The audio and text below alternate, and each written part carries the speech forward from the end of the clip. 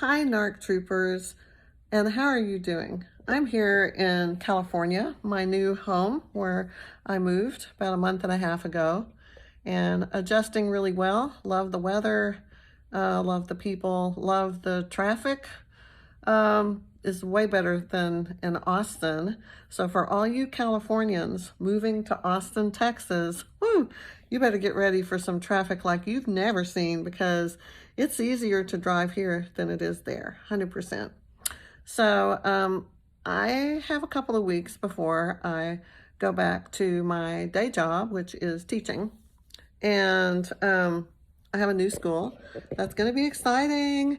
But I have long COVID, so it requires some special, lots of doctor's appointments, getting together like a medical team here in California that consists of rheumatologist, cardiologist, orthopedic person for my broken leg, that is still in my knee, that's still kind of jacked up, and an ophthalmologist for my eye disease. I have low vision. I have Stargardt disease, and which is a retina dystrophy kind of thing, sort of like macular degeneration, but it's not macular degeneration.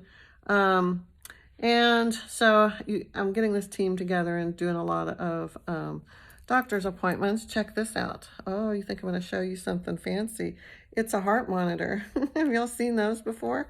So when I have an event, I hit this button and it records it. Yeah, that's sexy, right? Woohoo! Yeah, anyway, what I want to talk to you about is that I have this whole doctor thing on my mind. So I want to talk about diagnoses, and I want to talk about, of course, what I always talk about, the person with narcissistic personality disorder. As you all know, for the last 3 years, I've done a deep dive on this subject. I've always been interested in psychology and mental health issues. My mother was mentally ill, and I have spent most of my adult life with partners who suffered from some way, shape, or form, some kind of mental impairment, condition of unwellness. And that's not a surprise. People who stay in relationships with narcissists, for me, I was married to mine for 15 years. There's a reason why we say we're sick too.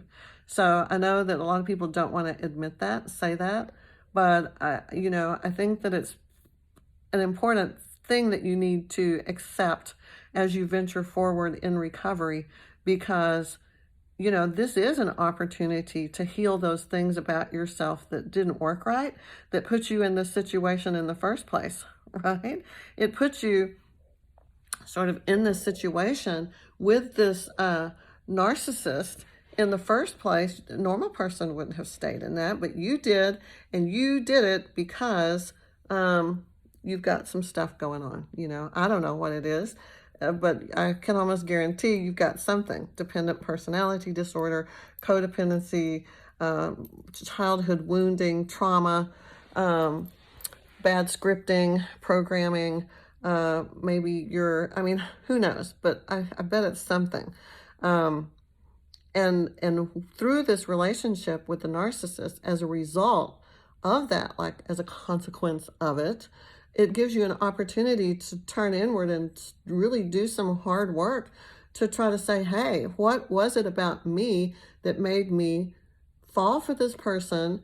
And what was it about me that made me stay with this person? When anybody else would have gone, should have gone, you didn't, because you couldn't, because of that thing that needs the work, the internal work. So don't shoot the messenger. It's a thing. It really is. So, but that's not what I want to talk about today. I want to talk about the diagnosis that the person with personality disorder gets. A lot of times you think about things and you put that little illness in a box, and everybody talks about narcissist, but it's way more complicated than that. And being a narcissist is a fluid thing. I don't think it in itself is the one and only singular diagnosis that we need to think about. I think that a lot of times, if you have one personality disorder, maybe you're going to float through like all of them at one point or the other. Maybe the narcissist is going to have some kind of,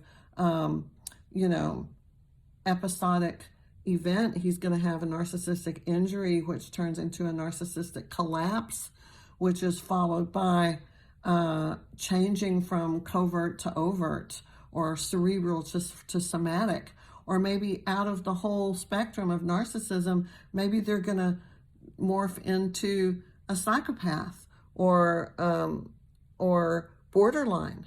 These are all cluster C. And my contention, my point that I want to make with you today is that I think, and it's not just me, there's other people who think this too, someone that I trust 110% to always be right, and that's Sam Vaknin. There's little that I can find to disagree with him about. He seems to just be spot on always,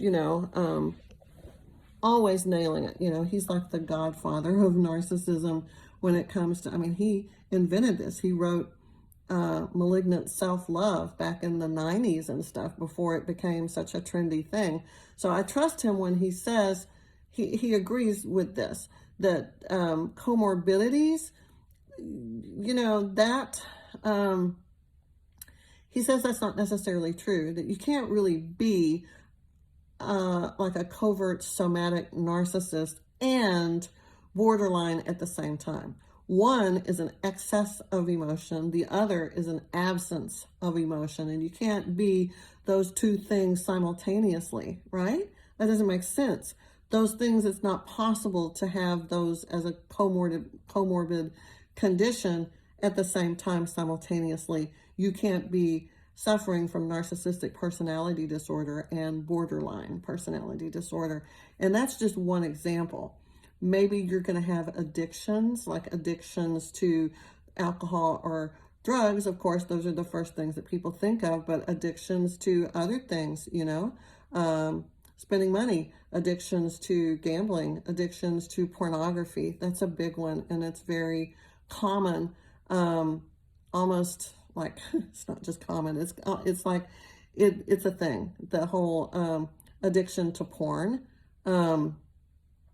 is definitely present, especially in the somatic narcissist. It's there. That may always be there. It may be an undercurrent, like a thread that is always there, regardless of whatever other conditions change and morph, whatever. That is a constant. But these personality disorders, like, you can't really be schizoid and, like, I don't know, pick one of the other ones from cluster B at the same time. You can't do that. And that's what I want to point out. Just because you're diagnosed with narcissistic personality disorder, let me stress this too, most narcissists are undiagnosed. Why would they be?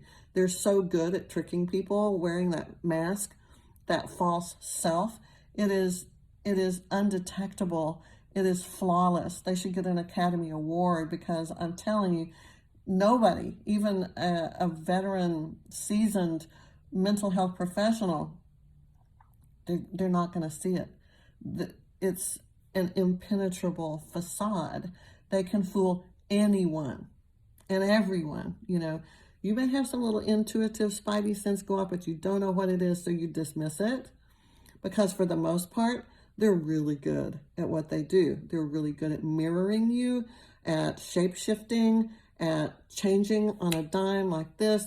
Their ethics, their values, their habits, their likes, their dislikes, their appearance, their speech, everything about them is fluid, right? Depending on who they're with. So they could be one version of this person at one point in their life, and 5 minutes later, they could just drop that and burn that whole thing to the ground, scorched earth policy, move on to something else in 5 minutes, and suddenly become this other unrecognizable person. And you're just sitting there thinking, oh my God, what just happened? What just happened? This is crazy.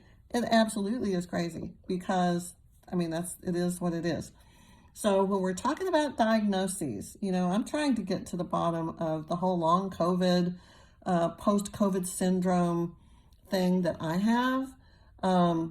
They say 1 in 5 people who have COVID end up with some kind of long-term disability. There's all kinds of weird symptoms. It's not just blood clots and breathing disorders. It's a lot of stuff. There's a laundry list of, people can not being able to hear, and skin disorders, and gastrointestinal disorders, and body pains and aches, and just crazy symptoms. In addition to the fatigue and the brain fog and the ones that you know about, there's a lot. And it's the same way with narcissism. I want to just kind of compare that for a second. They're both like a virus. They're complicated. We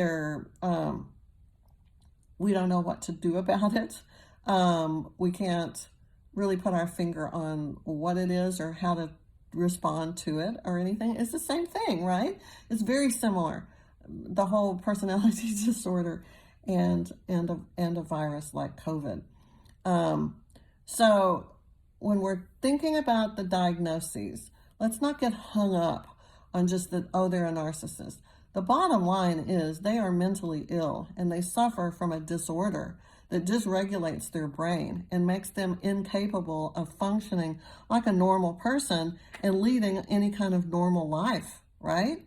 And that's, if it changes ever so often because certain things happen, it's influenced by their environment. They are shaped, they are adaptable. Like they're masters of adaptability. When the apocalypse comes, the end of the world, and the poles shift and the planets collide, and we have Four Horsemen style everything coming to an end here on this earth, who's going to survive? Cockroaches and narcissists, people with personality disorders, cluster B, all of them, narcissists, sociopaths, psychopaths, borderline, they're going to survive because they have that adaptability that regular humans don't have. We struggle to be resilient. We struggle to adapt to change. They don't. And it's just easy, it comes natural, and they're so good at it. And they don't hesitate. They don't miss a beat. They don't. They can just erase things, boom, just like hitting a button on a computer and completely wiping it, and then just having a whole new program running like that. So let's not get hung up on the diagnosis. Sure, they could be a narcissist today, but tomorrow they could be a psychopath. The next day they could be borderline. The next day they could flow between these different cluster B disorders. Even schizoid, which isn't schizoid, delusional, disorders, not necessarily cluster B, right? It can even spill over into that. You're dealing with a mentally unwell person who has a brain that does not work and function as it should, who has a disconnect, dissociative disorder that is delusional. And it takes form, many different forms, many different shapes, and it responds to the environment, and it's fluid. It's mercurial like they are. So let's just digest that for a minute and check out some of Sam Vaknin's commentary about this. I think he did an interview with Richard Grannon. I don't know when, but I listened to it recently, and then I did some reading on this and a little bit of research and digging around, and so I wanted to share that with you and turn it over to you. You've got the wheel now. Let's drive that car into a place of knowing so that we are in control. We have agency and power over our lives and what they're going to be like and how it's going to go down, So I'm hiding out from roommates that I live with who have COVID right now, trying not to get the B4 or the B5. B4 and B5 are bad. And I already have long COVID, so I don't want to have more stuff on top of it. So I'm hiding out in a hotel room and talking to you because it's time. It's been a little while since I've had a video with you because I've been moving. But I'm here, and I'm here for you, and we're going to learn more about all this, and we're going to adapt, and we're going to understand, and we're going to empower, and we're going to survive. And we're going to get over this, and we're going to reclaim some kind of life, and we're going to face what the world is throwing at everybody right now. We're going to do it with some degree of dignity and empowerment and confidence and fearlessness. Yeah, fearlessness. I think that that's right. All right, guys. Much love to you. Stay safe, and keep learning, keep loving, and keep going. Okay. Mwah. Bye.